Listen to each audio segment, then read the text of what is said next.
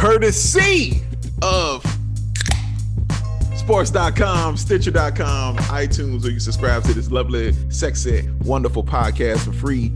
Tune in media for your mobile devices, Google Play Podcasts, and we are also on Spotify. Welcome in, ladies and gentlemen, to the show that we so lovingly call BAWL on Bulls. The show totally, utterly, and foreverly dedicated to the Chicago Bulls and NBA talk. I am Big Dave. I'm C-Dub. Did you like how I opened the beer on that one? Did you feel that? Yeah, this was trivia, right? One day, right? What episode did Dave not say ball? bonus question. And what was he drinking? Hey.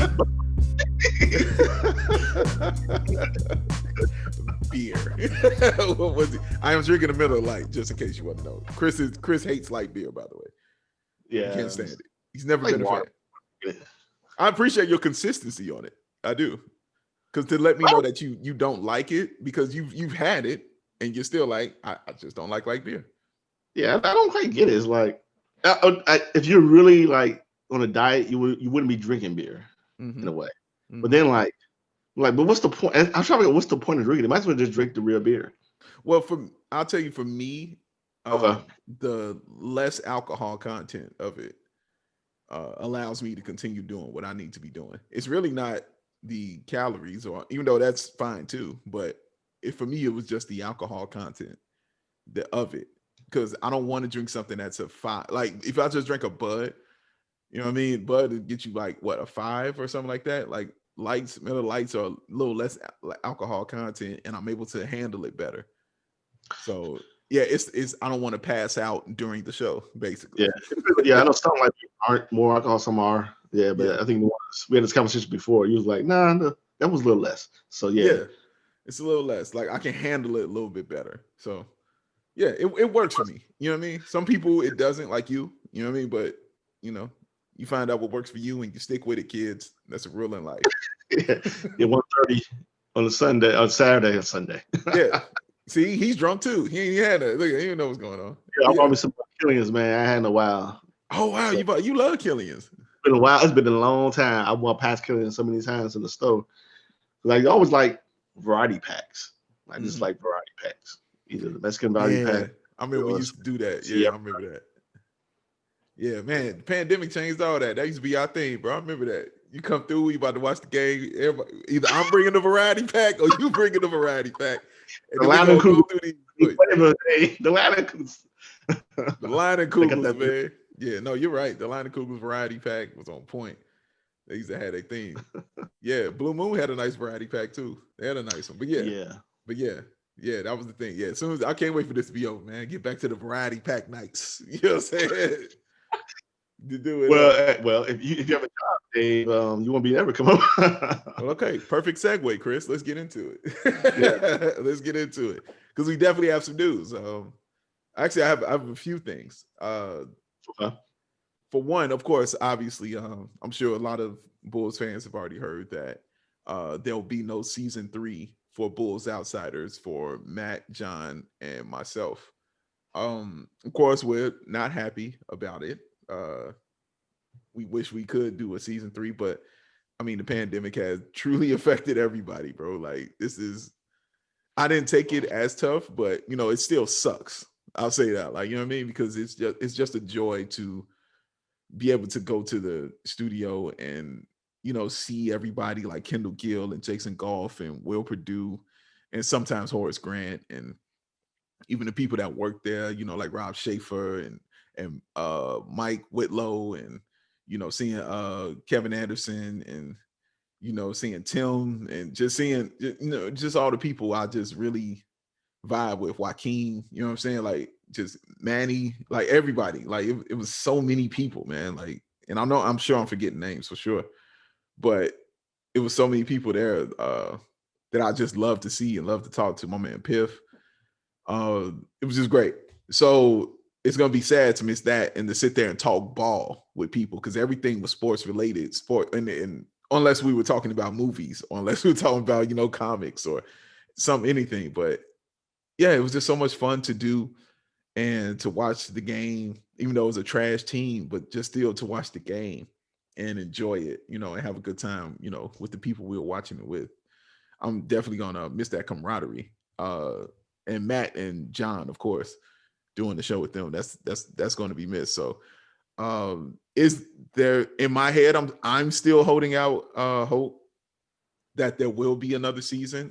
Because COVID, like I said, COVID affected every single person, and yeah, I wanted to see what it looks like next year when it's some sense of normalcy. I don't know, anything can happen. So I don't want to just, shut the door on Bulls Outsiders, but it is definitely shut for this year for sure. But I will say, this isn't going to stop Matt, John, and myself from still talking Bulls with you guys, with Bulls fans as a trio. We'll definitely, we have some things in the works and some things we are talking about doing. So yeah, when Bulls season runs around, just know, we're not going anywhere. We still going to be around, and you can definitely talk to me on Twitter, any platform I have, or Matt has, or John has. We are definitely talking sports on. So yeah, but we got some stuff we want to do that we're working on. So yeah, hopefully that will come to fruition soon, and we'll be back in your face in the place talking these Bulls, man. Because yeah, but thank y'all for the love. Y'all know I love. Thank y'all for the love, man, and the kindness and all the kind words. You never know what you're doing is resonating with people until stuff like this happens. You know what I mean? Like I don't think about who's watching or who's tuning in until something like this happens, and just the flood of love that came through from Bulls Nation. Letting in, man, just to feel embraced, you know what I'm saying, by Bulls Nation, letting us know that you guys enjoyed what we did. It means a lot. I can't express to you how much it means. Honestly, I can't. But just know I love all y'all, man. I thank all of y'all for, rolling with us, and keep on rolling, because we got some stuff that we're gonna give to you soon. So go ahead, Chris. Anything you want to say? No, that's good to hear. And what's kind of weird is that, not having like a platform, or even if you're COVID, right, and like you can't celebrate the game or the sports game with anybody, right? So you're kind of suffering, so to speak, for like an Bulls fan. It's kind of what it's going to go through. Is like after the game, you can't shoot the breeze, whatever, with your boys, and talk about the game. It'd be kind of isolated, And so experiencing that, it's just, it sucks that the Bulls game you can't vent and hang out with your friends, have a drink, and but I'm sure you guys will be it's the internet, my friend. There are many places to show your face, you and John and Matt, including this place. I said including this place, including BAWL Sports Network. Yeah, including BAWL. Yeah. There's fortunately that a lot of I don't know, something called YouTube, or I've heard about it. It's a thing. Heard about it? Okay. Yeah, heard about it. I heard it's catching on. Man. Yeah. I'm gonna check it out sometime. Yeah, when you're not busy, you know what I'm saying? Check it out. It might be a thing. So, But yeah, man. It's definitely so much fun to do, and just the friendships I've made, especially with Matt and John, have meant a lot. And so yeah, we're gonna keep it moving and move forward, and man, go Bulls this season for real. Yeah, I can't wait to see it. But go ahead, Chris. I'm sorry. No, I'm just saying. I think like this moment where we all kind of sort of isolated, it's refreshing. It will be refreshing to see, like I said, you're alone in the crib, watch the Bulls lose and win a game, to turn on and see friends. Since you can't be with your friends, it's good to see. Hope to see you guys, together as friends, and shoot the breeze, man, about the Bulls and sports talk. You could definitely catch Matt and I on Hot Mic doing Bears games. We did the Bulls draft. Matt, John, and Jordan Malley from Locked On Bulls. We did the Bulls draft on Hot Mic also. So trust me, come find us on Hot Mic, ladies and gentlemen, and check out me and Matt, because it is a time. It is a fun time. You guys had a lot of viewers last time, like 30. What was it? Yeah, we had quite a few. We had quite a few views for the Bears game. I think it was the most we had ever had, if I'm not mistaken. But yeah, and again, because of COVID, we usually do it at Bar Louie in Oak Brook, and we miss that so much. Like I miss it so much. And they definitely wanted us back. And I mean, it's the pandemic, man. Like we weren't able to do it, and we just weren't able to do it, and it sucks. But we still are doing the games on Hot Mic, and we're still, trying to provide that fun and entertainment and knowledge to Bears fans, and giving them that outlet, because that chat room, Chris is definitely active in that chat room that comes along with Hot Mic. Boy, it's entertaining. You guys are entertaining. We kind of harsh on Matt lately. But, I mean, so harsh on Matt. Like, damn. But yeah, man, it's fun in our room, man. Yeah, it's fun. So I have to sit back and just listen to you guys talking, just read, come. Yeah, so it's fun, man. So you guys download the app. It's entertaining. It's much more fun than the broadcast live. Yeah, it's a free app. It's free to watch. Use the free code Dave34 or PEC23 and come hang out with us, man. It's all free. It won't cost you anything. Promise you. Unless you want to give us a tip while you're there. That's fine too. But won't cost you anything to watch and enjoy. So definitely check us out. One more piece of news. I don't know if Chris knows this yet or not, but I have now been chosen as the new host of a show on our network called Open Gym Sports and Culture.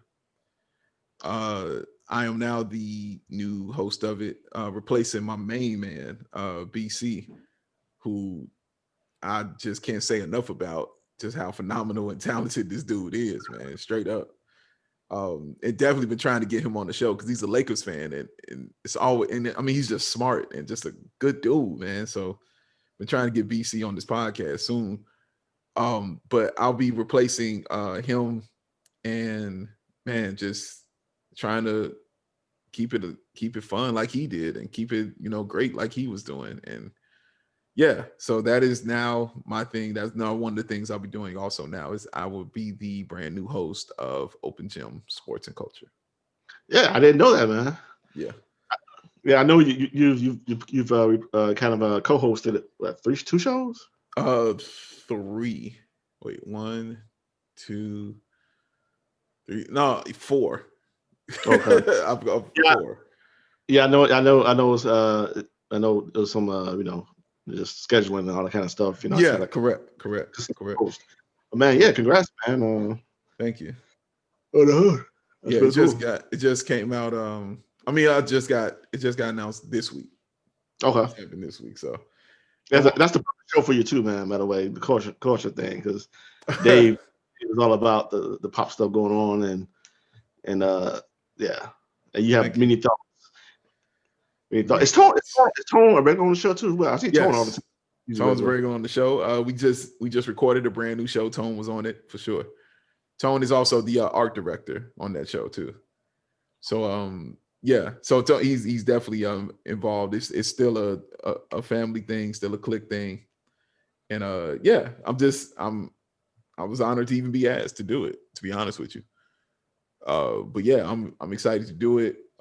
Excited to make it my own, and yeah, just see how it happens and have fun with it. So you guys check it out. Open Gym Sports and Culture on the BAWL Sports Network.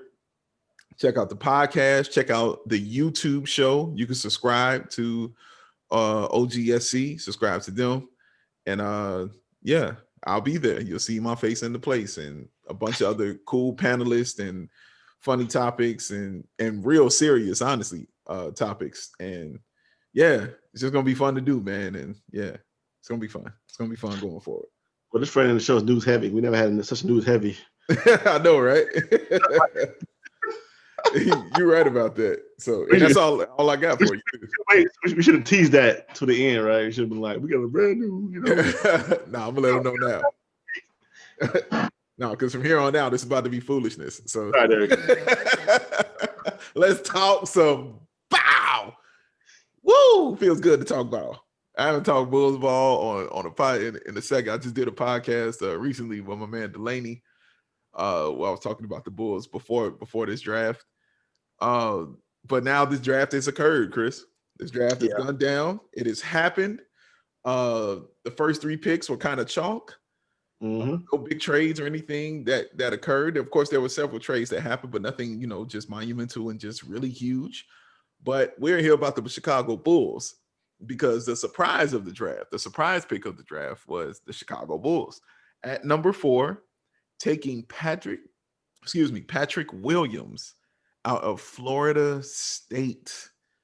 First year, he came off the bench. He was not a starter, but he was the 6th man of the year in the ACC, which anything of the year in the ACC is really good, period. You know what I mean? So, Chris, let me ask you first before we break him down. Let me ask you your initial reaction to Patrick Williams being drafted by the Bulls. I was a little underwhelmed. Not because it's Patrick Williams, but because that's the nature of what happened this year. That's the nature of the talent in general. Because like you got a number 4 pick, and it's sort of when the pick was made, reality sort of smacked everyone in the face, like, oh, it isn't like a deep draft.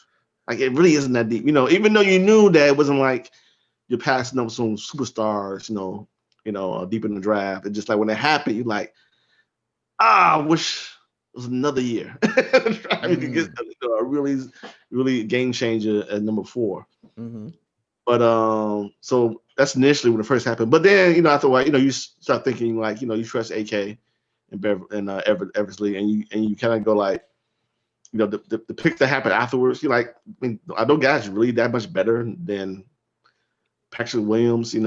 Especially given what his ceiling can be. Like, no, not really. You don't know. A lot of unknowns after Patrick Williams and the number 4 pick. So of course, like many people, we scoured this thing called YouTube, right? YouTube.com by Google. Heard about it.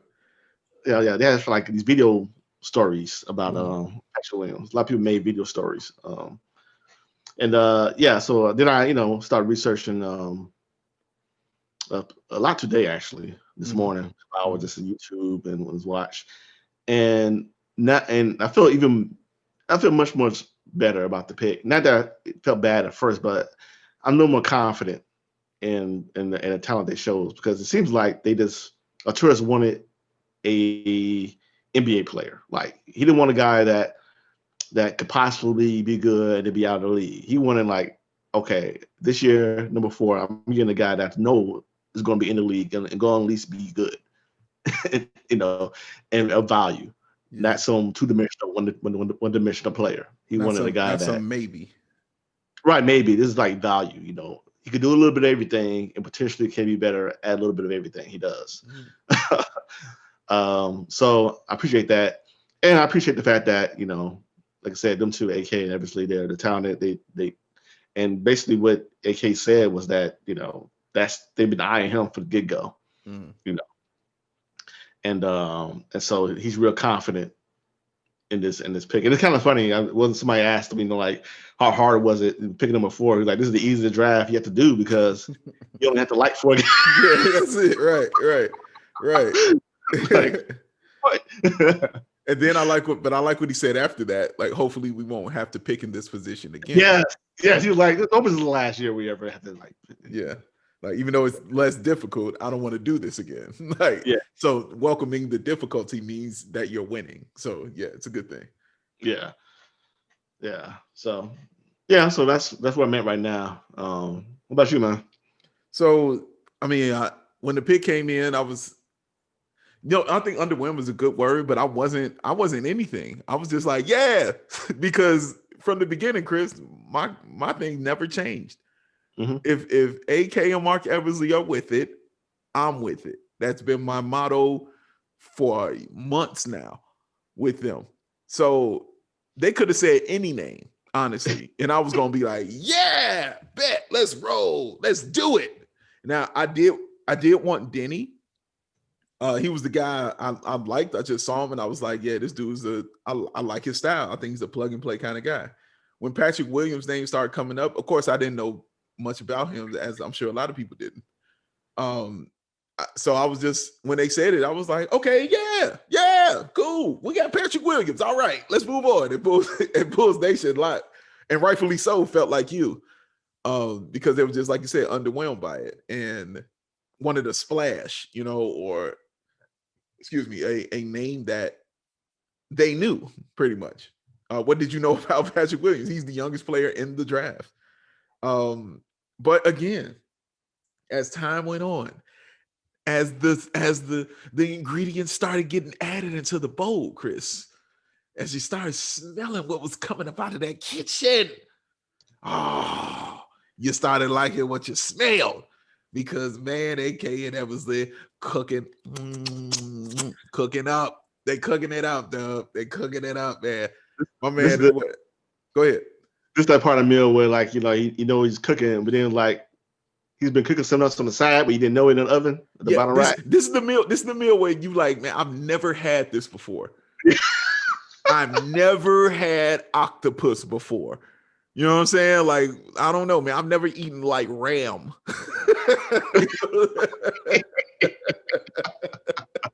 You know what I mean?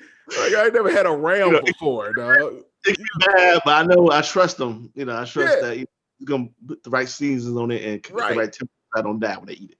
I mean, he knows what I'm allergic to. You know what I'm saying? Yeah. Like, he understands that. So I gotta trust the chef on this one, man. So I was like, yeah, I've never had that before. I don't know what moose tastes like.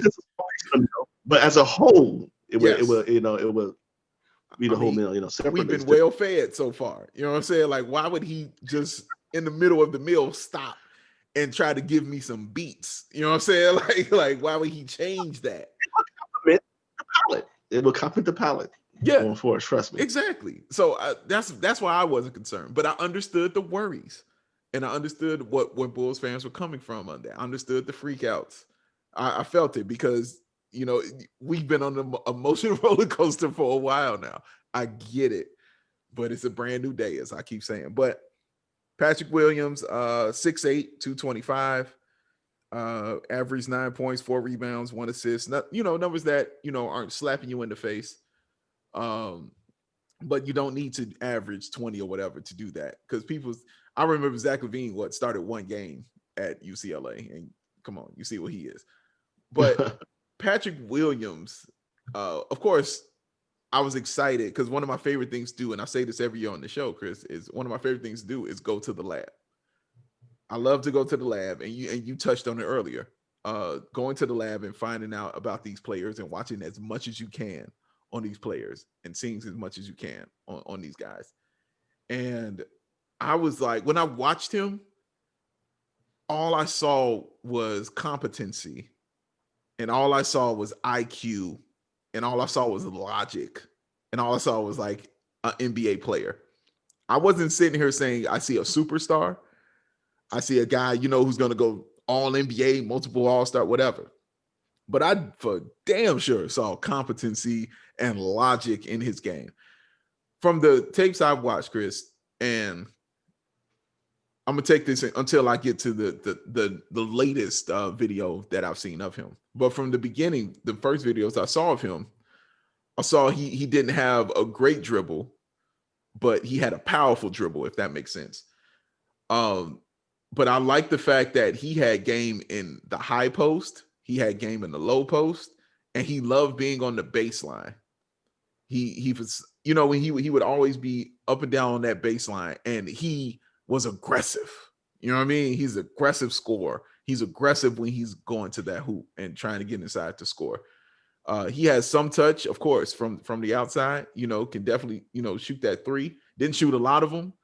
But when it was called for, he hit it. And when it was open, but that high post is what stood out to me, because he would get that ball in that high post and hit some and bury some jumpers. And, we're coming from a situation now where mid-range jumpers weren't looked at as a positive, but his were positive. I like the fact that they value the fact that he can play 4 positions, but guard 5.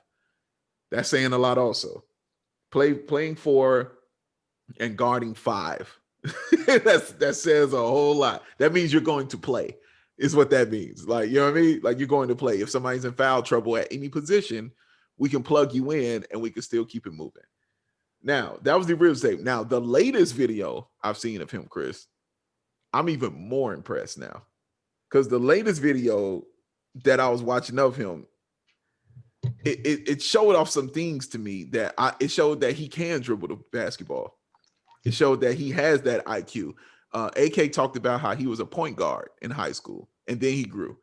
You know what I mean? Which is always awesome. You know, point guard is my favorite position. So I always love that. I love the fact that he's a great cutter. I love the fact that he's an excellent offensive rebounder.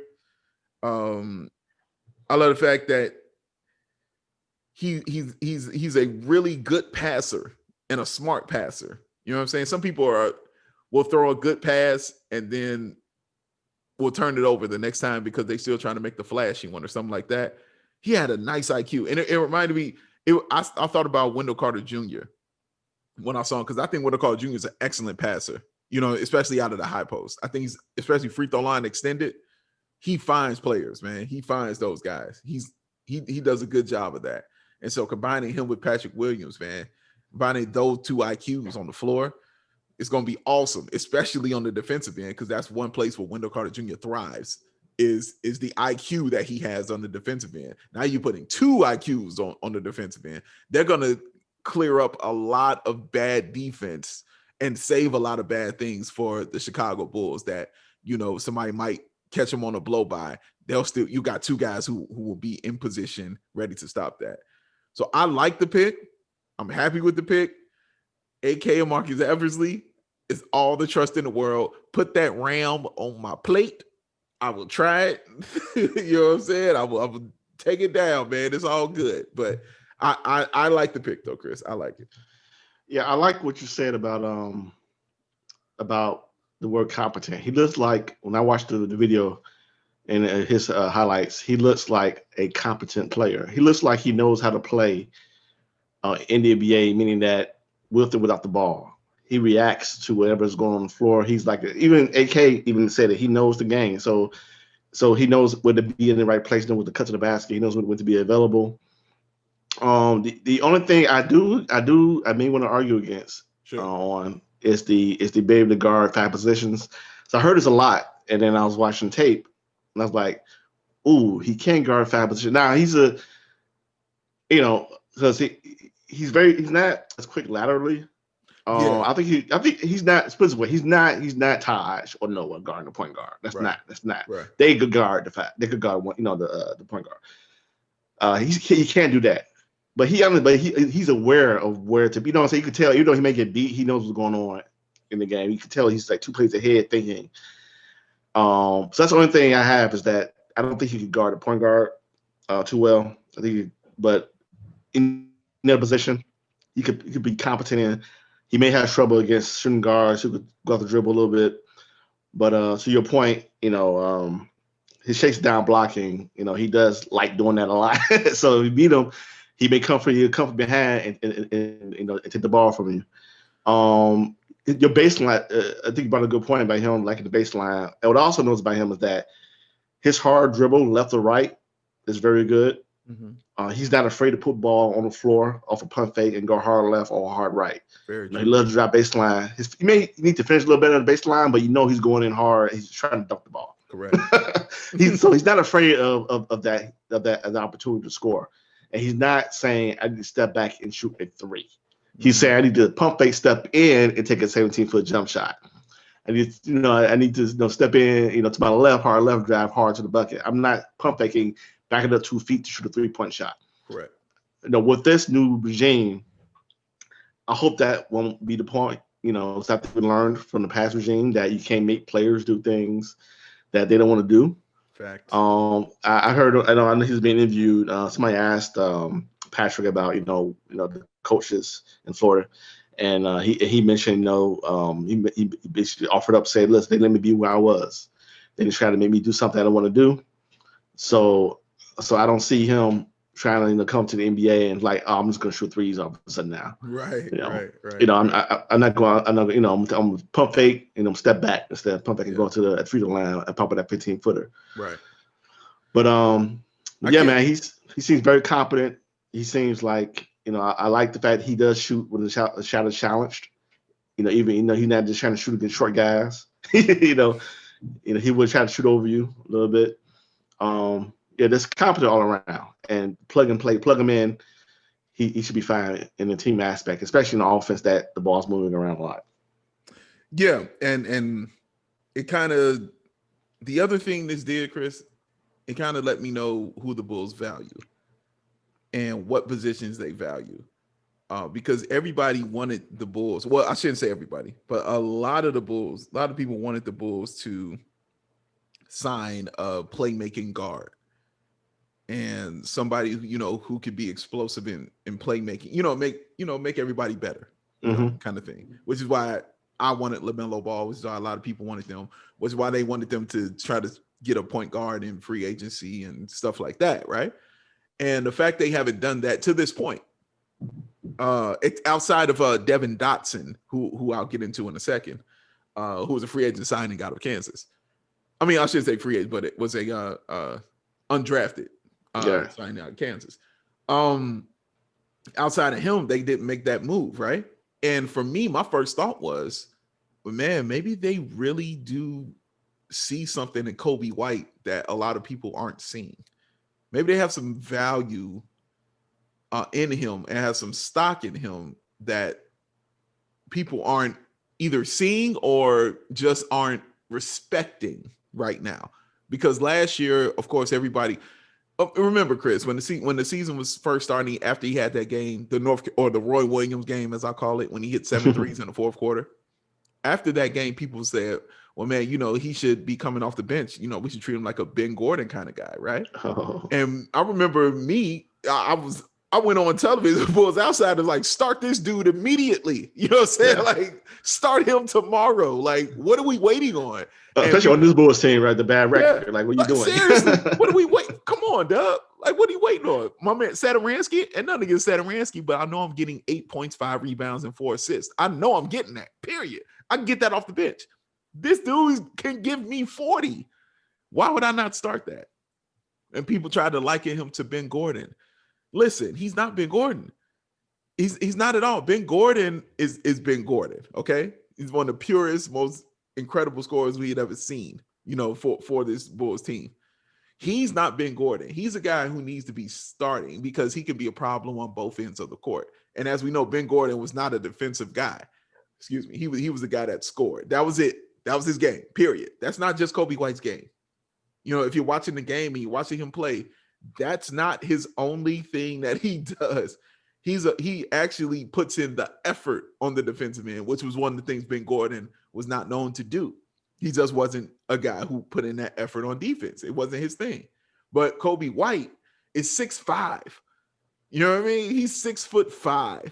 He understands he's 6'5", and he's a gym rat, and he put in that effort all the time. So I wonder if they're seeing something, that a lot of Bulls fans aren't valuing yet because maybe they can't see it.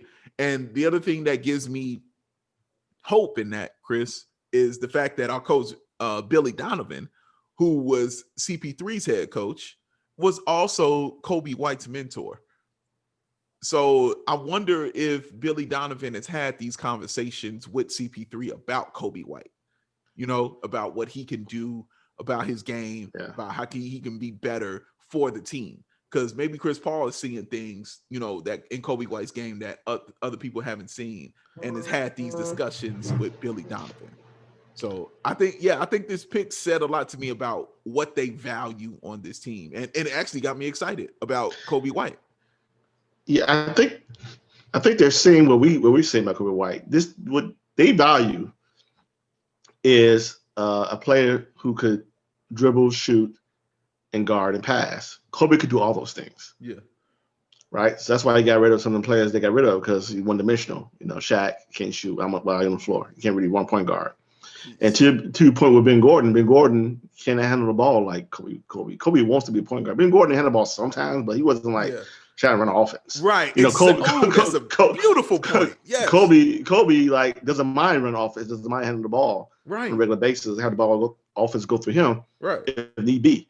Correct. And so, yeah, we feel the same way about Kobe. We feel like he has another level to go to. Oh yes. And another level is doing multiple facets, multiple skills, having multiple, being skilled, offense, dribbling, shooting, and passing. Things, just being versatile on the offensive end. Like you said, defensive end is still, he wants to play better defense. He wants to be a great player. Yeah. So those things, this, obviously AK and Eversley value is being for being able to do multiple things. And to your point, that's not out there for the Bulls to draft. That wasn't out there. Right. That wasn't out there for the Bulls to pick up, via free agency. Right. So they, so yeah, your point is right. They value people who do multiple things on the floor. Yeah. They don't want someone out there who's going to do one thing very well. And I think you're right. They see a sort of diamond out there in Chicago and Kobe White, and see a guy that can only get better. And it's kind of weird that it's gonna be short in season. It's not like a traditional NBA kind of growth kind of year. So that'd be interesting to see how that plays out in terms of the growth of the young players and Kobe White, in the NBA, and especially Patrick Williams just having a weird COVID season, but because your minutes are different than what it'd be, during the full season, and sort of your projection of where you want to be at the end of the season changes, due to COVID and the new schedule and whatnot. But yeah, I'm very high on Kobe, being a prolific scorer in the NBA and being something to be dealt with.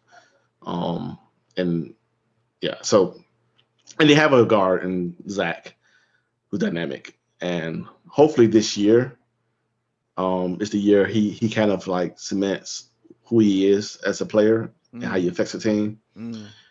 Again, COVID year, weird year, all this kind of stuff, but I want to see him reach another level, jump a level. And he didn't quite jump. He jumped a little bit last year, but not a lot. I want to see him jump a level this year where you go, oh, okay, he's an all-star, like clearly. Every game, every night, he matters. And he gives the Bulls wins they want us to win. Yeah. I mean, and that's the thing, Chris. I mean, I saw it and you saw it. And, people would debate me about this. They like, no, start Satoransky. Start him. He should play. And I'm like, for what? Like, it doesn't make sense. And a lot of their bases had to do with what happened to him after that game, which was what, Chris? He hit a rookie wall. That's what rookies do. They hit the wall. I didn't see anything that said he was just going to be this one kind of player. You know what I'm saying? Like, he just looked like a guy who was figuring it out. Every time I would watch him, I would be like, man, he looked like he's figuring it out. Like, he looked like it's trying to come together for him. You know what I mean? Like, it didn't look like he wasn't putting in the effort. You know what I'm saying? Right. It looked like he knew that he was better than a lot of people on the floor, but didn't quite know how to get there yet. And Sato, I think I think it's clearly that he's just a good backup point guard at this point. If you can't overachieve with the Bulls, at this point, there's a reason why the Washington Wizards gave up on you, because you're just a backup point guard. Yeah. And you're just a nice dude to have on the team. And Kobe's better, and he knows that. So especially when the team with a bad record, like, there's no reason to start Kobe, stop playing around. Yeah. When you're winning. Yeah. Let's go. Yeah. Like it's no reason. Like, you've seen, and then when you gave him the opportunity, and he only started one game, and that one game was against the Cleveland Cavaliers, granted, but he balled out. When I watched him in that game, I was like, yep, there it is. He balled out. I love the moment in February where he said, okay, I tried it your way. My way works. You know what I'm saying? Okay, I tried it. I tried it without a mid-range game. You know what I mean? I tried to do it like this. I tried to do it like this stuff's not working for me. Let me just try it my way and see how it works. And he, 3 straight 30-point performances? Like, that had never happened ever in the history of being a rookie in the NBA. Like, that kind of stuff is awesome. Like, you can't see that kind of stuff and then say, put that on the bench. Yeah. That's what So it makes. yeah, and you're touching on coaching, right? So Yeah, a of course. tourist is like what do you say? One of or Eversley would say, they want to see why this team with talent was dysfunctional, and he saw why. He's like, okay, so Kobe just said to everyone in the world that they made him do things he didn't want to do, and he's like, why? Right. Like that Right. won't happen. Kobe, Right. be Kobe. Just be Yeah. your Be game. Don't you. try to be. Like so. Like yeah, you touched on. I think the coaching and from top on bottom. The top down. They're going to cater to the strengths of the players, not try to make them fit inside of a box they can't fit in. They're going to be themselves. Like Patrick. I love what Patrick Williams like. Man, I see it in Florida that first year in Florida because the coach was like, "It's be you on the court." Mm-hmm. And I think AK and Eversley and Donovan. I never.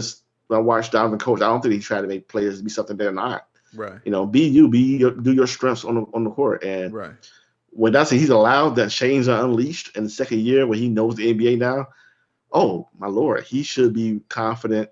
Yeah. And his confidence should be through the roof, and we should see him more comfortable on the floor and have a game catered around what he does best. Yeah. Cater your game around the team, around your scores, and what the best players what to do best. And I think you see that for Billy Donovan. Yeah. And I remember the one thing that came in when he came in, the one thing Lori said uh, about him was he asked me, where do I like the ball? Where do I want the ball? And it hits on what you just said. Like he knows he wants players to be themselves, to get the ball in the position that's gonna, make them better. Like, why wouldn't you want someone to be better? Why wouldn't you want it to do it? No, do it my way. No, what way works for you? Let's work around you. This is a players league. NBA is a players league, man. You have to do what works best for you. It's different from football. Sometimes in football it's different because you get with Belichick. You're like, well, I'm gonna do it the Belichick way. You know what I'm saying? Like, coach wants me to do it like this, I'm gonna roll like that. But in basketball, it's a night after night thing. Excuse me. You have to do what the players are more comfortable with and more accustomed to. Yeah, and then also, you won't. You don't want. It's a job, right? But it's basketball too. And Artur has kind of expressed that like you should have fun playing basketball. It's not fun when you're playing basketball for a living and like someone's telling you to do something that's stupid, Yeah. finding that out. And a game which you're better than the coach because you're obviously a better player than what the coach ever was. Right. And he's telling you something that you know better than, but you have to listen to him. You're not going to play your best. So you're not going to flourish. You're not going to be you. Basketball. One thing about basketball is cool is that every player who plays basketball has their own personality. When they have the ball in their hands, everyone's different. To take that away, the individuality of who you are, essence of what makes you good, what makes you feel good on the court away, it's like a horrible thing. And it happened with the Bulls. Like you can't take away who I am as a ball player and expect me to like want to come play for you and feel good about my game and flourish. Yeah. That's not the case. You need restraints, but you need to do it the right way. And your restraint shouldn't be some dumb philosophy. Yeah. So Correct. And I'll tell you another thing that's also key is the fact he has Patrick Williams. I'm speaking about the fact Patrick Williams has a relationship with Kobe White. Yeah. And he stated that through this process, the person he spoke to about this more than anyone was Kobe White. He was like, that's his guy. He was like, man, he spoke to me about this a lot. Like we talked about what I'm going through, what's this process like, what should I expect, what should I be dealing with, and what should I be looking for, things like that. And Kobe White has been there for him, has been helpful to him. Nothing is better to a point guard than chemistry. You know what I'm saying? Like when you got that chemistry with the player, that makes you better. So this pick also helps your team because it helps the guy that is running your team also. You know what I'm saying? Like he has a chemistry with this player. He has a know-how, you know what I'm saying, with this player. He understands certain things about him. They play the AAU together. They have a little something about themselves. So that says I value you, Kobe White, and I'm going to give you somebody, to actually help improve your game as well as help improve the entire team. That's beautiful. Yeah, not to be corny, but that's like a leadership step up, right? So now Patrick comes up to the team. He sees Kobe as a leader on the team now, right? So now Kobe's treated a little differently for the younger players because he has his dad in his wing, and Kobe feels more, empowered because he had this relationship, with younger player, and it's just a growth. And I just hope it plays out well on the court. I want to see better basketball for this team. Oh yeah. And then I'm sorry. Another thing Patrick was going to point out that he shoot free throws.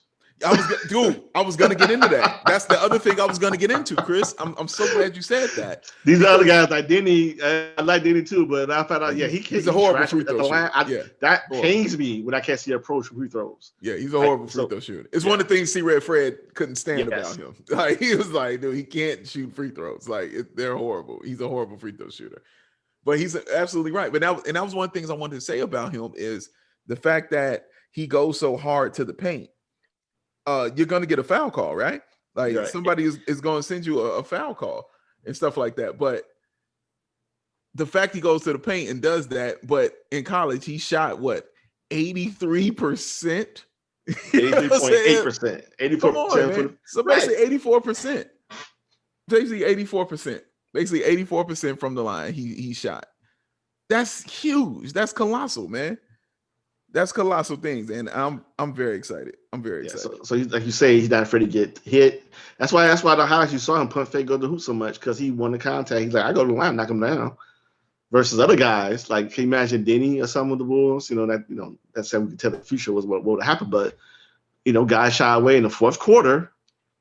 For getting fouled, which is what the coach of Florida State said. Why he was in the game in the four quarters because why?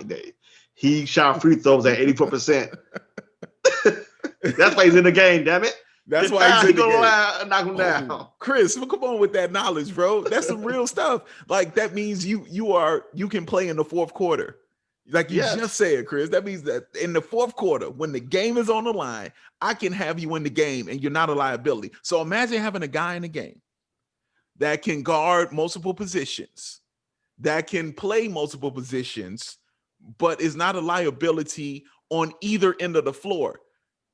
So when he gets fouled, you can still go to free throw and knock it down, and you don't have to take him out and make a defensive sub. Because you see that often in basketball. You make that defensive sub, right? So you don't have to make that defensive sub, and you don't have to make that offensive sub either, because he knows how to hit these free throws. Like it makes coaching easy. It makes it simple, right? It makes it simple. Like, go on out there. You know what I mean? You're out there. You know what I'm saying? Yeah, I'm sure Donovan's happy. Can you imagine Donovan be like, got something to do, didn't he? Because he free throws in the fourth quarter. I got something out, put him in, take my timeouts, all this stuff. Worry about that with Patrick.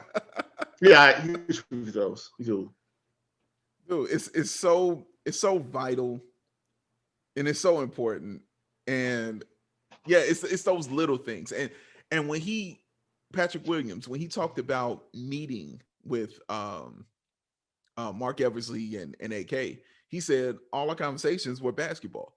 He said that's all we talked about. We talked about scheme. We talked about, and then of course, Chris, what did we just say? He said we talked about where I like the ball. He talked about what I'd like to do and how, things like that. We just talked about that. He said these are the things I like. These are, and he said we talked about the how I can help the team. Where certain things need to be, certain players and certain that. He was like, we talked about a lot of those things. He was like, it was about basketball every time we had a conversation. And he said, when we either talked on the phone or when we went out to dinner, which was a dope detail to me, the fact that they actually went out to dinner with him and they had these conversations. I thought that was a dope detail. And so just knowing that everything that they were discussing and all that stuff they were having was straight up bow. You know what I'm saying, Chris? It was all bow, Chris. Yeah, they didn't go, all right, so you need to shoot 10 more threes a game. Right. And right. You know what I'm saying? And again, he's a gym rat. Mm-hmm. And it was funny that I found out he was a gym rat because when they drafted him, I said this on Hot Mic. I was like, man, he looks like a guy that's gonna just stay in the gym, and him and Kobe White are going to be in the gym, and now find out him and Kobe White are cool. You know what I'm saying? Yeah. but hold on, Chris. We about to have a special guest on the show, bro.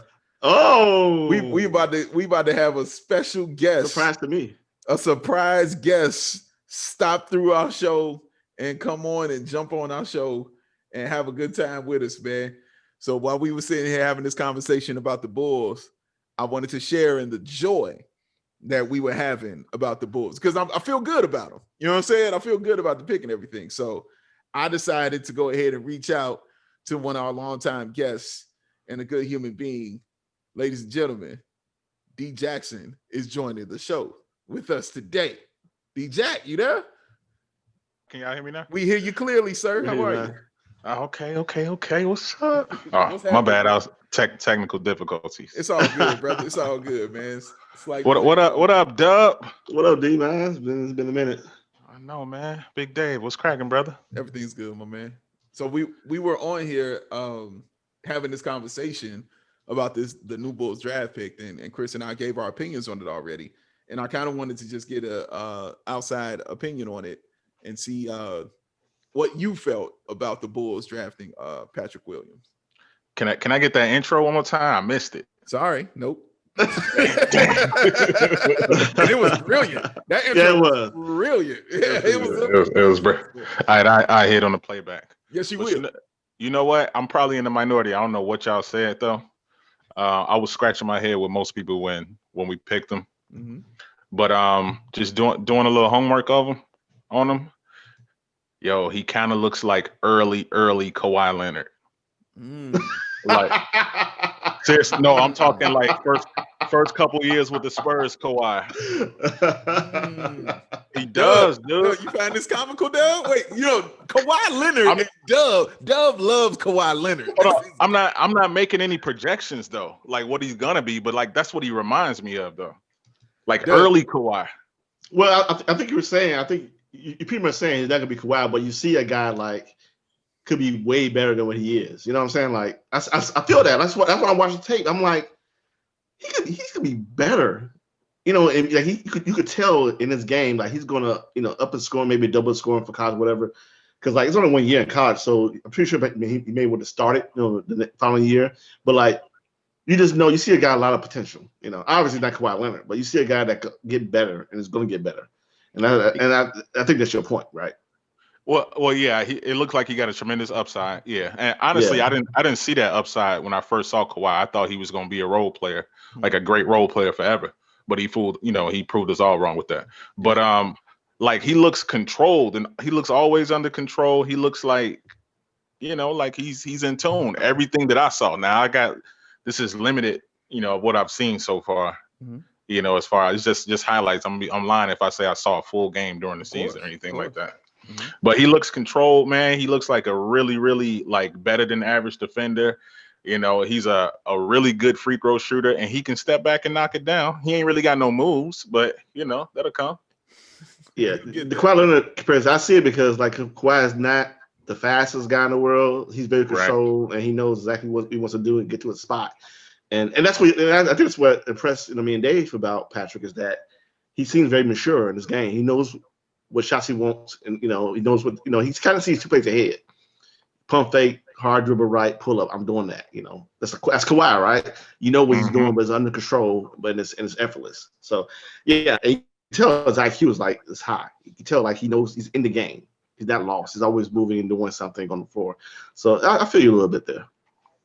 Why you laughing at me then, son? Why you laughing? Because DJ, I know knowing you probably could tell me he's gonna be 2 guard in 2 years and drop 30 a game. I'm like, is that where you're going with this? No.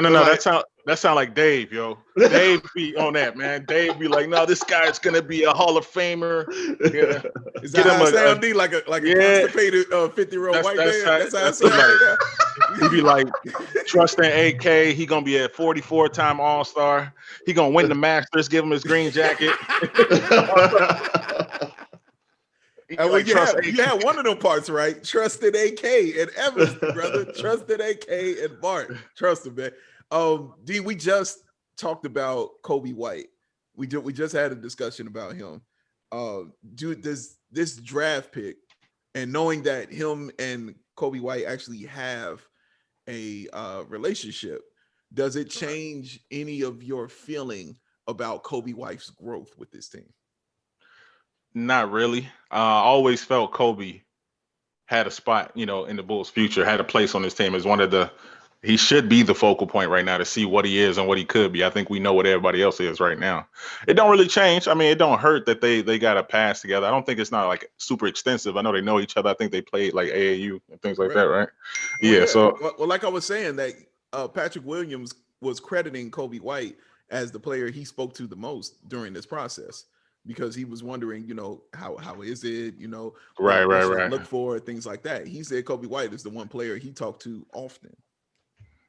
Yeah, it can't hurt. You know what I mean? So, that'll be dope, man. If this is the cornerstone, these two players, and we can build around them, and hopefully, we still got some nice pieces on the team too. If they can, emerge and blossom into whatever they're gonna be, like great players or great role players, and maybe these could be our cornerstone. Well, let me keep your feet to the fire on this one, man, because I know you ain't been the Kobe White guy.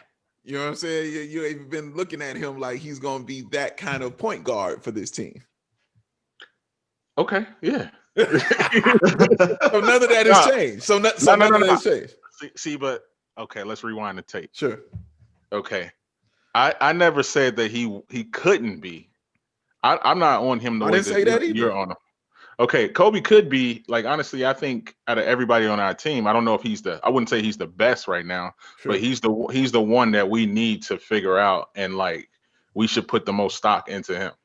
I mean, we drafted him, what was he, 7 last year? Correct. And he showed some signs this year, some flashes of he showed that he's worthy of being in the NBA. He showed that he's a good player. He showed signs of greatness. Like a couple times, a couple times. But I don't know if he's gonna be great though, but he definitely showed that he got potential to be good. I mean, he's better than like everything. He's still the one unknown, I should say. They got an upside that I'm interested in. Like unfortunately, we know what Laurie is. No, we don't. Yes, we do. We don't. We know you don't know. It's trending, Dave. It's trending one way. I ain't listening to none of y'all, son. Dude, we know what Laurie is. We know what Zach is too. Yeah, we know what Zach. You got an idea of Zach. You have a better idea of what Zach is. I think you have a better idea of what Zach is than you do what Larry is. I really do. Nah, I really believe that. I think it's a fair statement. I think it's a fair statement. Yeah, you can't tell me you know what Larry is when he declines in his 3rd season along with everybody on the team. That tells me a lot. That tells me a lot. Well, that says a lot about everybody on teams. What are you saying? Everybody trash? Like, what are you saying? Like, majority of them are. Yeah, you got a point. But hey, let me answer this though. In the East, point guards are not. It's not a lot of them.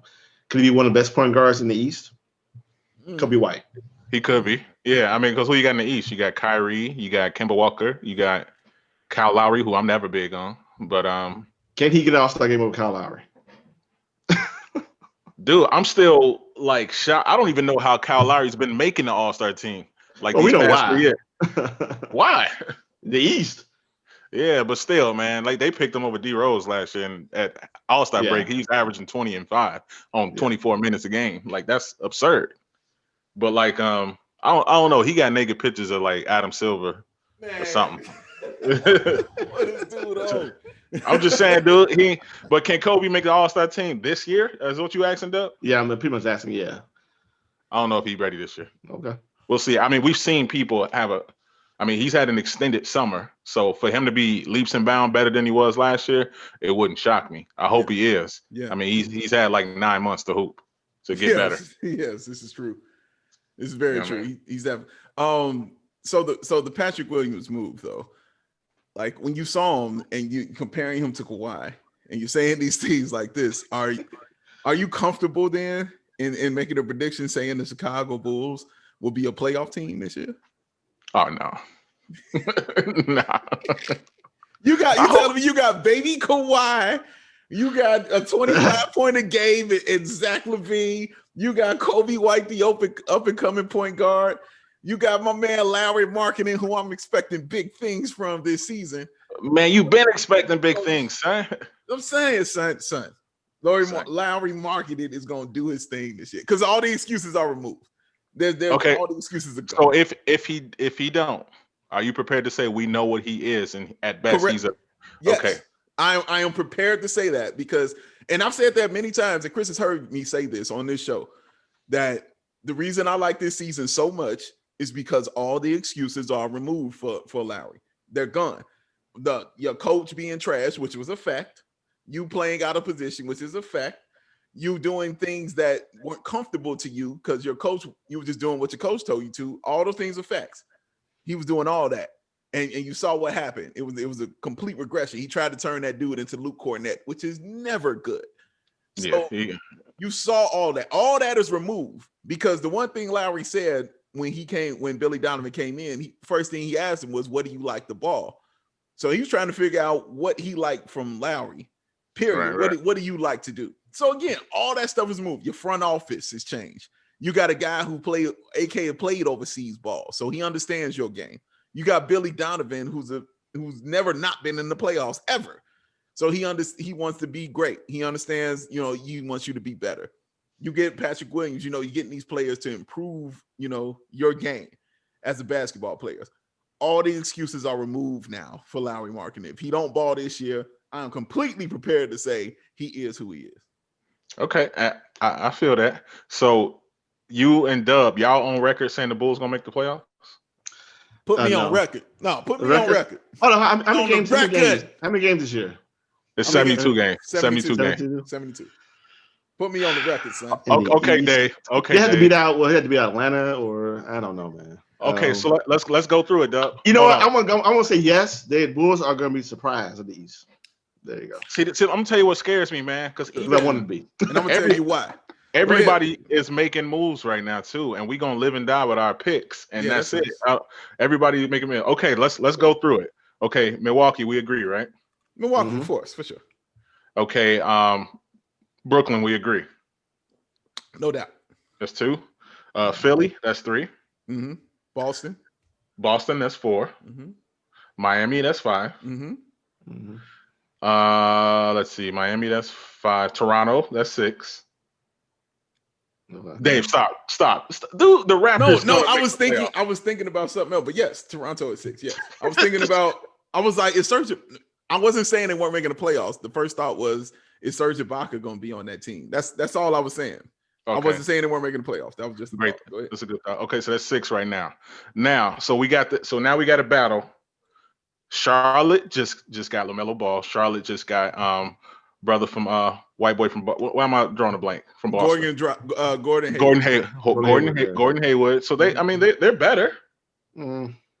No, they're better. No, I'm just saying that's yeah. Go ahead. So we got a bunch of teams for that one spot. Orlando made the playoffs this year. They did. They made the playoffs. What Orlando do? Oh, hold on. I forgot about Indiana. They're gonna be there. That's 7 right there. Indiana's making the playoffs. Indiana gonna be there? They was number 3 this year, right? Yeah. Now you got a healthy Oladipo for the whole season, right? Oh yeah. Okay.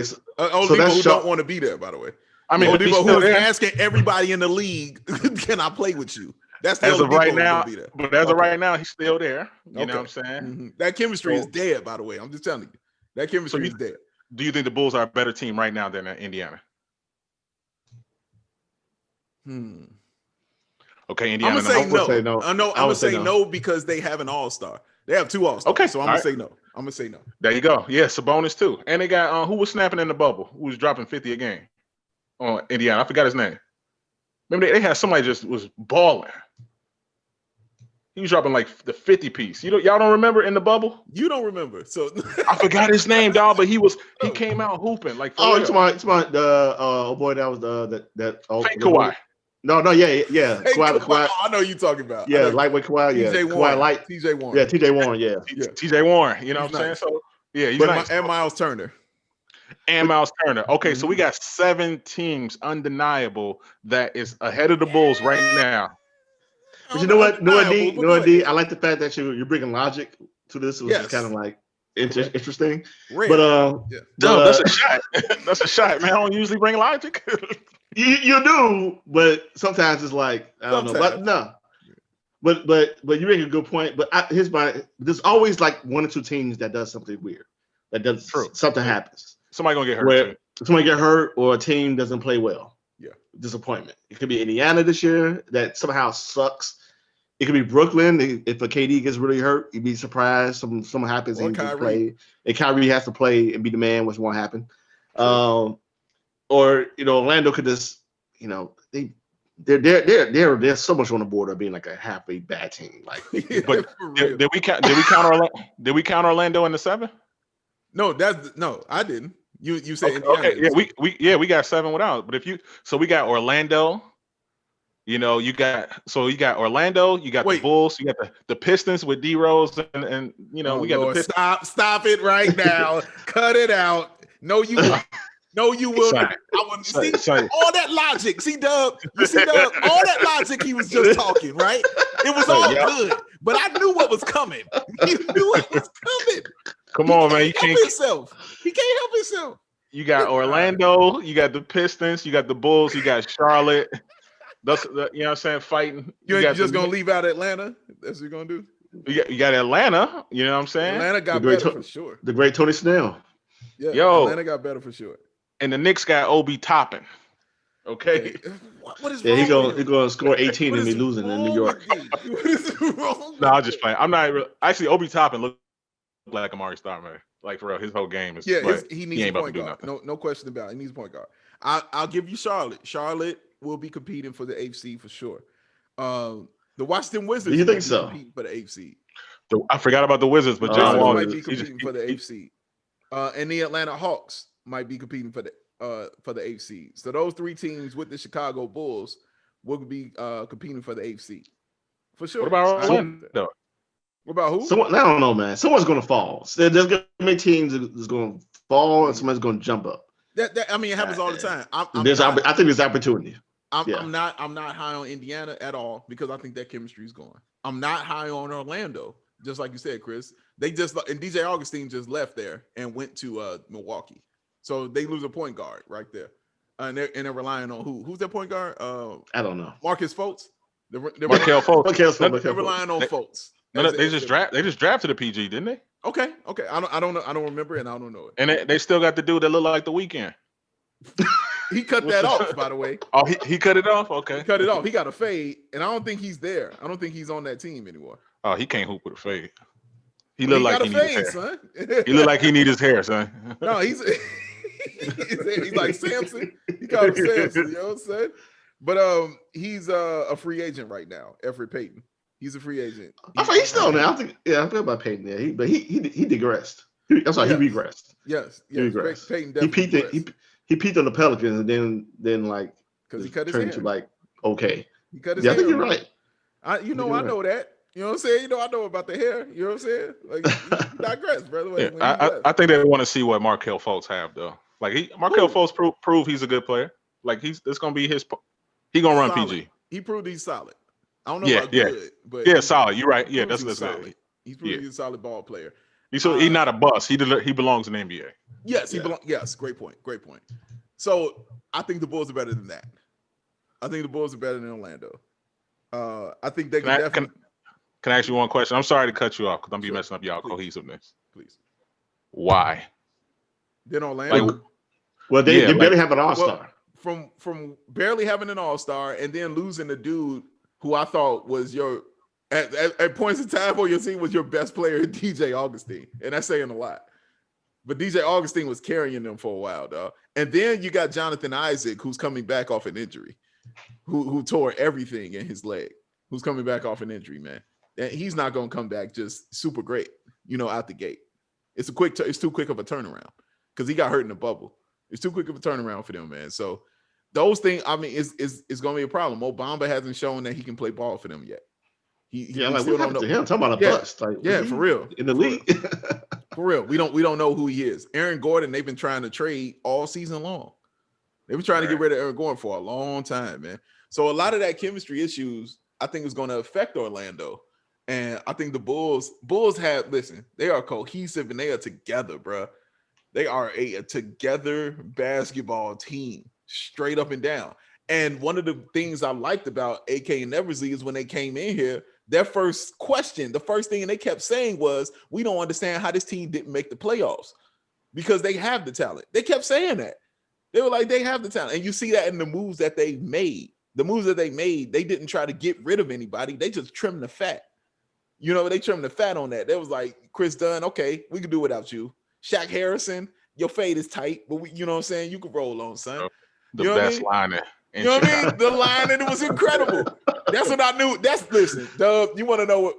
One of the reasons I knew the Bulls was terrible last season, that was Dee's biggest compliment. It was a nice fade, man. It was tight. Yeah, he was like, yo, who dude lining on the team, yo?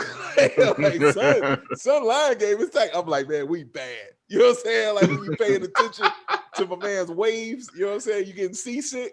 That's what I know we got a problem. So we trimming the fat. We're getting rid of certain guys. We're keeping Denzel Valentine, who they're trying to figure out what he is, because Denzel Valentine can shoot. If he's nothing else, he's a dude that can shoot threes. Okay, you still got Otto Porter Jr., who's gonna have his best season ever. I promise you, he's gonna have an incredible season this year because he knows this is his last contract that he's getting $28 million. So he's gonna ball out. He's gonna be healthy. He's not coming in out of shape like he did the previous season. And I still have high hopes in marketing. Wendell Carter Jr. will also be better this season. Daniel Gafford will be better this season. Kobe White will be better this season. Zach LaVine is Zach LaVine, period. And then you bring in Patrick Williams with a coach that will at least get you 5 extra wins. Thank you. I was going to say, we have the coaching advantage. We have the coaching advantage. Like all that stuff says to me, because as terrible as the Bulls were, in January, the Bulls are like the 10th or 9th seed in the East. As horrible as they were, and as atrocious as they were like the 10th or 9th seed in the East, bro. They still had a shot to even make the playoffs, which makes me sick to my stomach to even say. But they still had a shot to even make it. So now you're giving me a competent coach and a better team? Yeah, sound like playoffs to me, bro. I'm rolling with the playoffs on the Chicago Bulls. Yep, sure am. Yeah, I mean, I think we trended in the right direction. Okay. You know what I mean? Like, I definitely, the coaching change was the biggest upgrade we made. You know, the coaching and front office change. I say that's the biggest upgrade we made. But I don't know if I can't definitively say we're going to make the playoffs. I can definitely see us battling for one of the last 2 spots. Sure. I think we named off for sure 6 teams for sure that we all agree are better. I agree. I could see them battling for the last 2. But if I was to have to answer that today, I'm gonna say the Bulls gonna be left on the outside. So you're saying even if they had that play-in game, and it's the Bulls versus the Hawks for that play-in, because the play-in game is a thing now. That's a 3-game series, you know. So even in that play-in game, you don't think the Bulls will make it in that? I mean, we got to see what they look like at that play-in game. Right now, I think 1 game I don't know. We're pretty even with the Hawks right now. I don't know if the Hawks are gonna be there too. We might surpass them this year. I mean, please remember we were better than the Hawks last year. Yes, we were. Okay. Don't forget that. Like, we were better than them. Playing game with the Wizards right now, or with like Orlando right now, I would not pick us. You know, playing game with Orlando does not scare me at all. Yeah, man. At all. I mean, not by any stretch. I got you in the Wizards because they got they got studs on that team. I feel you. Yeah, and even though John Wall might be gone, because John Wall don't want to be there. So again, your chemistry is hurt once again. John Wall doesn't want to be there. You bring in Russell Westbrook because that's the main trade that you're gonna make if you're gonna bring in Russell Westbrook. And Russ, dude, you bring in Russ, and I love Russ, but Russ is that won't make them the championship team, but that would definitely make them better than us. Russ and bring in Russell Westbrook. Russ and Bradley Beal, they're better than us. Yes, that's true.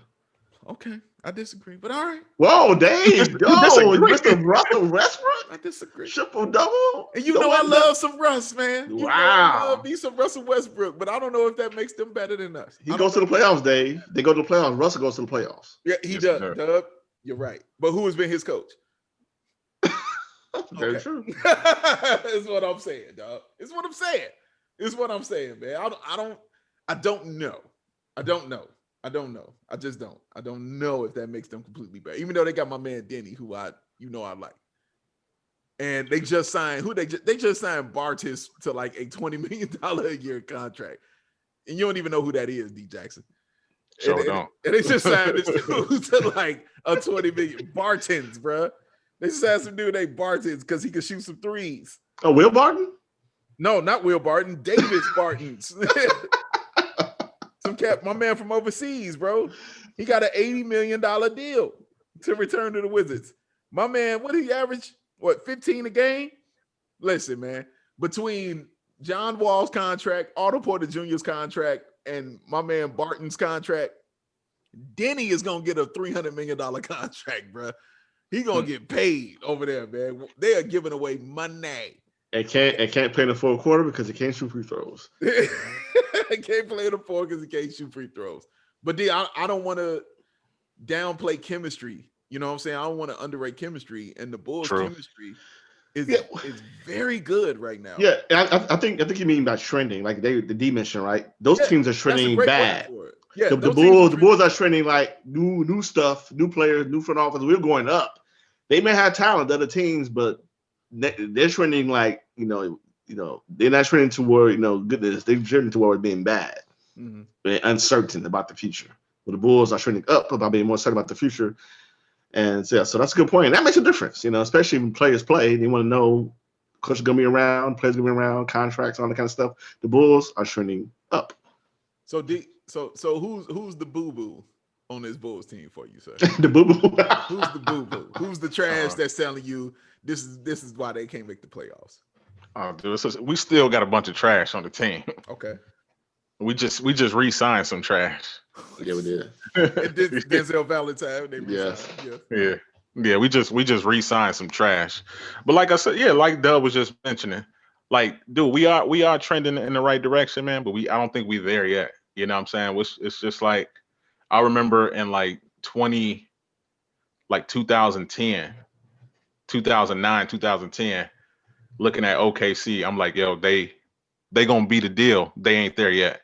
You know what I'm saying? When this, Westbrook second year, Harden first year, KD third year, just like, man, they gonna be a problem, but they not there yet. I don't look at the Bulls like that, but we gonna be decent if we keep cutting off some fat and keep trending in this right direction.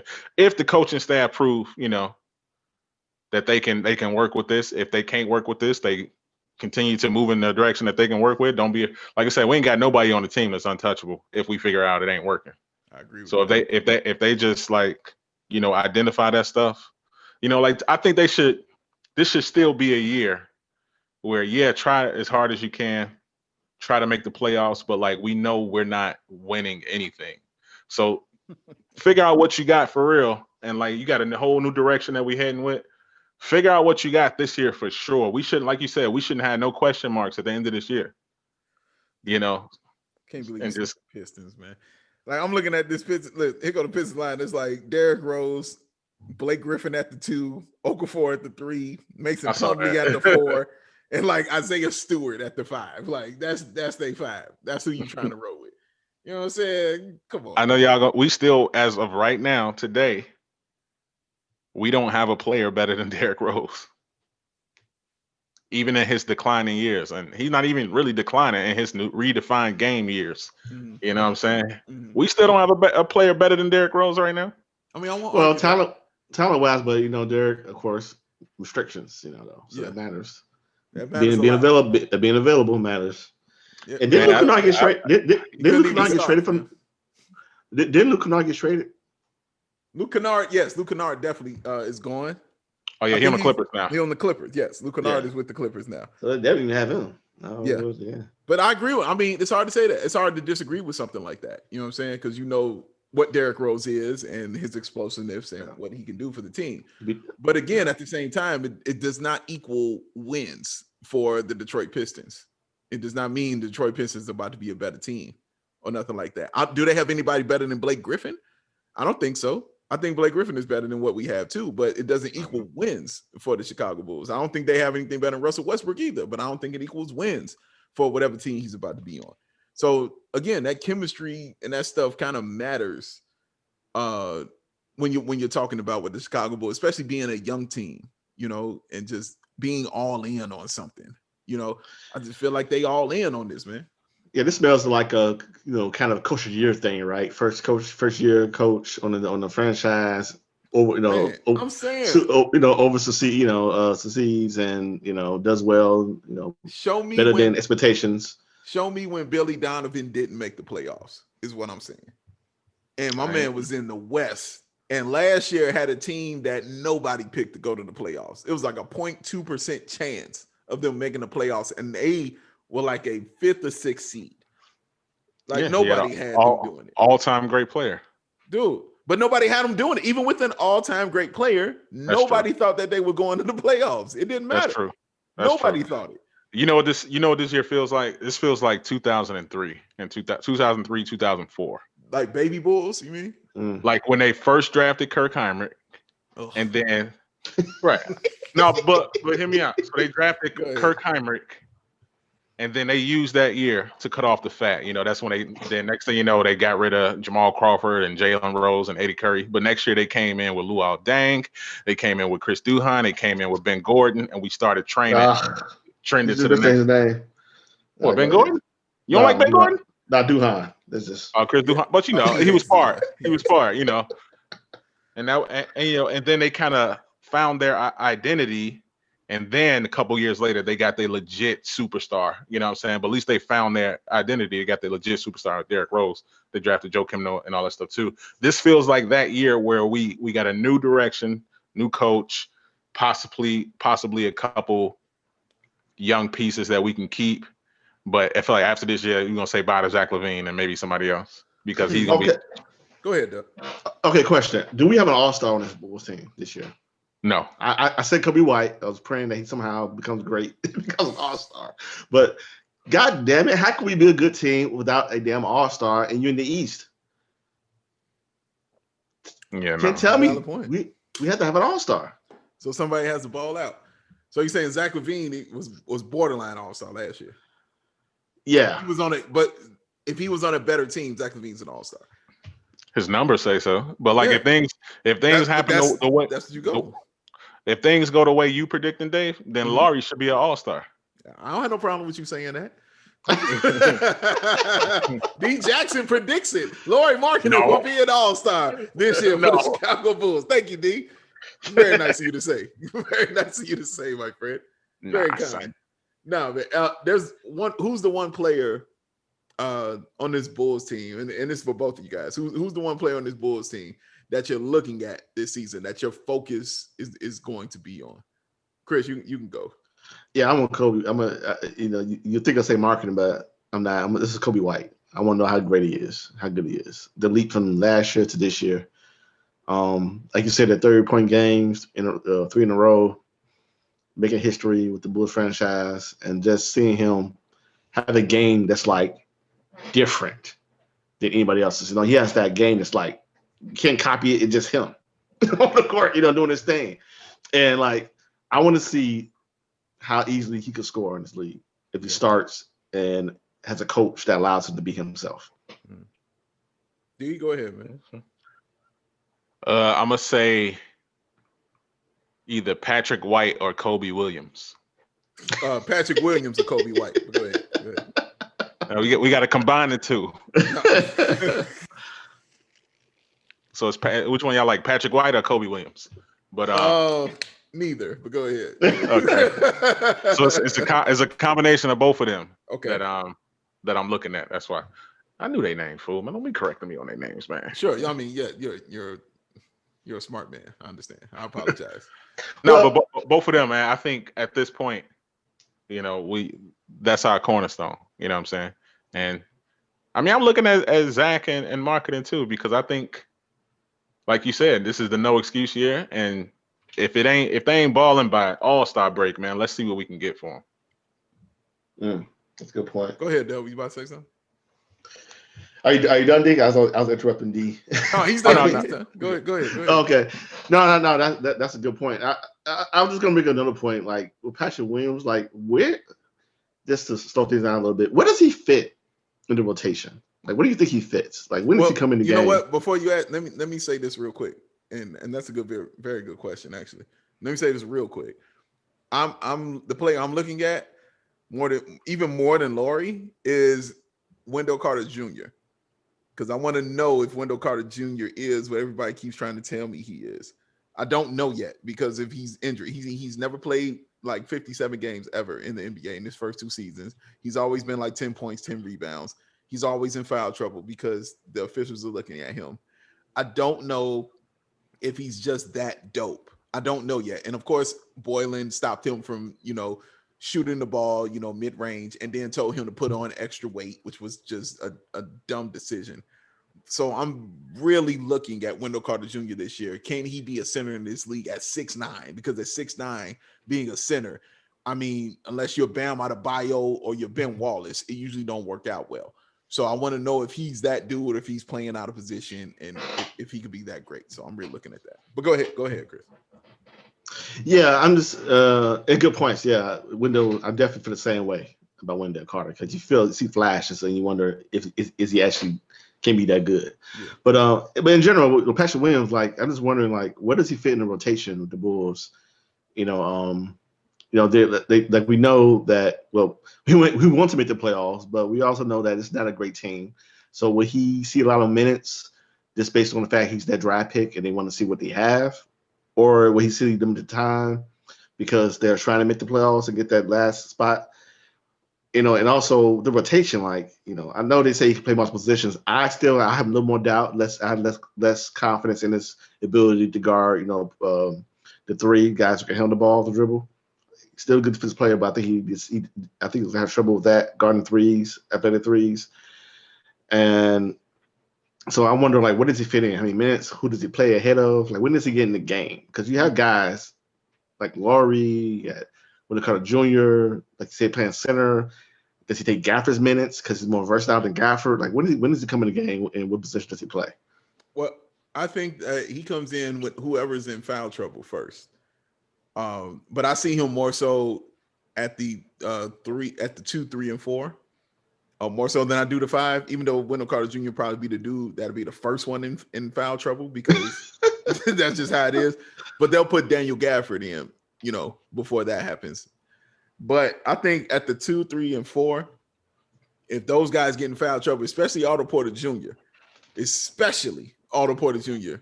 going to see Patrick Williams in for him. At the 2? No, but Otto Porter Jr. plays the 3. He played a 3, yeah. Yeah. I say especially for him. Yeah, I'm saying at the 2 because I think he can play the 2, 3, and 4. He can play. He can play a bit. I'm not saying he's going to give you the same productivity that Zach LaVine is going to give you, but what the productivity that he'll lack offensively, he'll definitely give you defensively on the other end. Excuse me, because I'm not saying Zach is a terrible defender because he's not, because he definitely worked on his defense, and I don't think that's been credited enough for him what he did last year. Because he definitely worked on his defense and got better at it. But Patrick Williams, I think, is better, on that defensive end. Of course, Zach is a better scorer, but I think if he gets in foul trouble and that happens, at the 2, the 3, or the 4, Patrick Williams can come in and fill in and kind of change the game. You know what I'm saying? Like you talked about Taj Gibson, Doug, and how the game would kind of change when Taj Gibson would come in because you would run certain plays that you probably couldn't run before because Taj was in the game on the defensive end and the offensive end. You could do certain things. Patrick Williams can be that kind of guy also that you just change your offense and your defense for when he comes in the game. So, yeah, at the 2 and the 3 and the 4, I think you can see him in there for that. Yeah, I think off top of the head, I think he's going to be the first off the bench for Otto Porter. But again, I think the Bulls are in a unique position this year where I think by All-Star break, we're going to know where we got. If we competitive and it's a chance to make the playoffs, I think we stand tight and maybe, possibly add on. But if it's just not working, man, we got a lot of teams that'll be attracted into like Otto Porter's expiring contract. You know what I'm saying? We got some teams that might be close that'll be intrigued by Zach LaVine, that we can make some major moves if it's just not working. We got inspiring contracts. We got talent that maybe just won't not fit together. We got young talent too. They're still pretty young. We're in a unique position though. But right now, I think Patrick, he'll probably be the 3. I think they should use this year to groom him to be the starting 3 next year because we're probably going to lose Otto Porter. Oh, no question.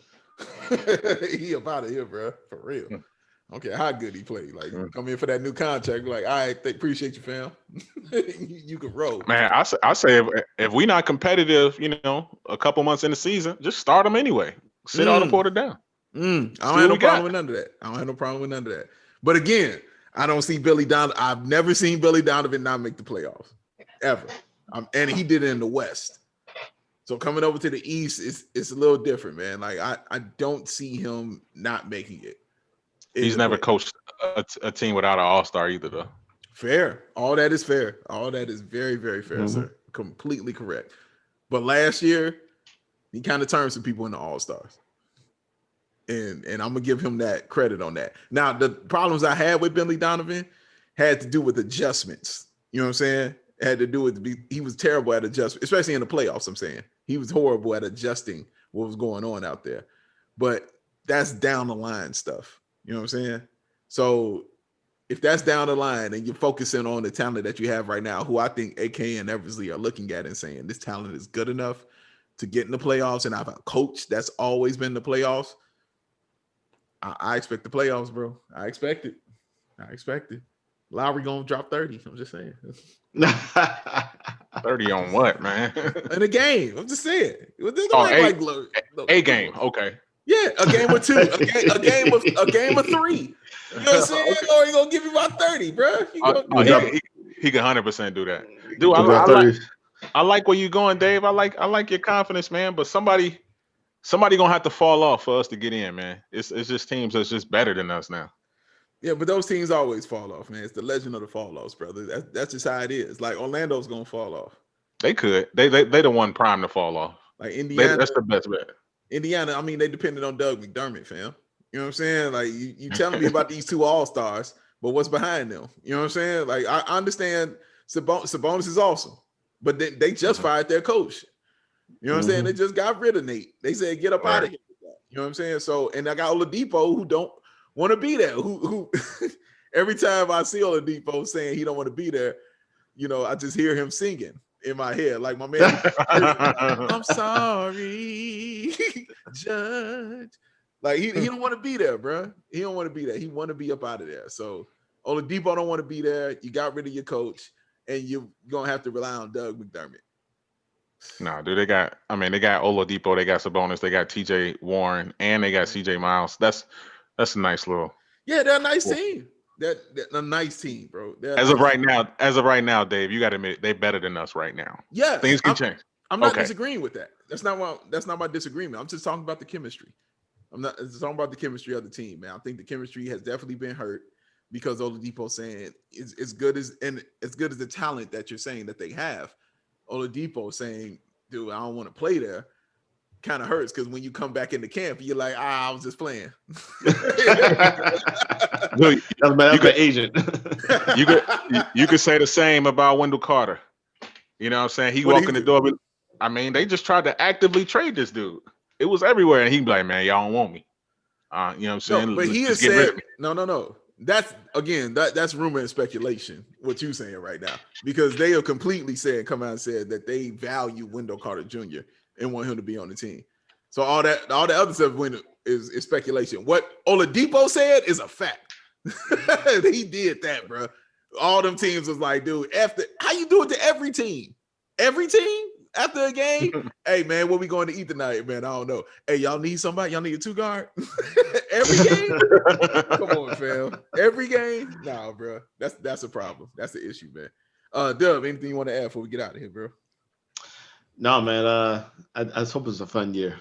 I mean, the coaching staff. I think I'm gonna have fun. Even if they lose, I think I'm gonna have fun watching the Bulls team, because if they lose and they trade anybody, now you feel better about it because you gave them a chance, and you have a front office who you trust to trade anybody and bring in talent. So even if that happens, you still feel good about yourself in the year, in a way. So this year should be a much more fun year as a Bulls fan to watch. Yeah. So I'm happy for that. I agree. D, anything to add before we leave, bro? Man, this was dope. I'm sorry I ain't come in on the beginning, but this is still fun. But I'm actually, this is the first time in about 4 years I'm looking forward to the Bulls just to see what we got and see what the new direction looked like, because we was in this thing blindfolded for the past few years. We just pin the tail on a donkey blindfolded. But I'm looking forward to it, man. It's a weather getting cold. I just feel like I need to be watching basketball. Yeah. Yeah. That's good, man. All right. Well, thank y'all for tuning in. Thank y'all for joining us. You can follow us on Twitter at BAWL Sports and at BAWL Sports, the number 1. Also on Instagram at BAWL Sports. You can listen to this show anywhere you listen to podcasts: Stitcher, iTunes, Spotify, Google Play. And YouTube Music, whatever you listen to podcasts, we are definitely there. So definitely check us out. Check out BAWL and BAWL on Bulls. We are on there, and hope you all check us out. Dope. Yeah, man. Thanks, Dave, for coming on. Been a while. Dee, thanks for coming on. And thank you to our fans. You say it like I'm a guest, man. Well, it's been a while, man. Hey, come on, coming on. Thanks for taking time out for come on. I've been sitting here by myself waiting for this camera to fill up for you being in front of me. Slid on in. But whoa, pause. Oh shit. Dee, Why? I'm immature, yo. Don't let him do that to you, man. Why, man? Why? Don't let him do that to you. We should cut his mic off, bro. No, that's your fault. You can't let him do that to you, man. Come on, son. What you doing, man? Come on, focus up. No. Said Dave slid right in. Pause. See, it worked both ways, dude. Back to reality. So yeah, as usual, thanks to our fans. Dave, thank you for having a similar Twitter account to mine, because people add me thinking it's you. I'm pretty sure. That's the plan, Doug. That's the plan, brother. Oh, he got 2 Twitter accounts. Let's be sure. Let me hit the BAWL Sports 1. BAWL Sports Network, baby. It's the plan. That is the plan. Yeah, man. So yeah, thanks to all listeners. Of course. Also, Dan, you new, host of Open Gym, permanent host, fixture there on YouTube. Check it out. Also, the feed is also on BAWL, on the BAWL podcast feed as well. Open Gym.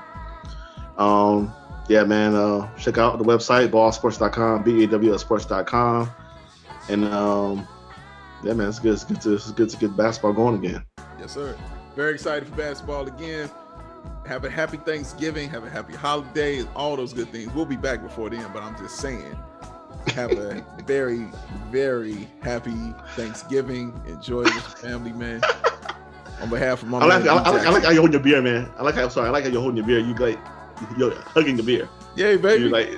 Chris, Chris, I am who I am, brother. I got love for everything.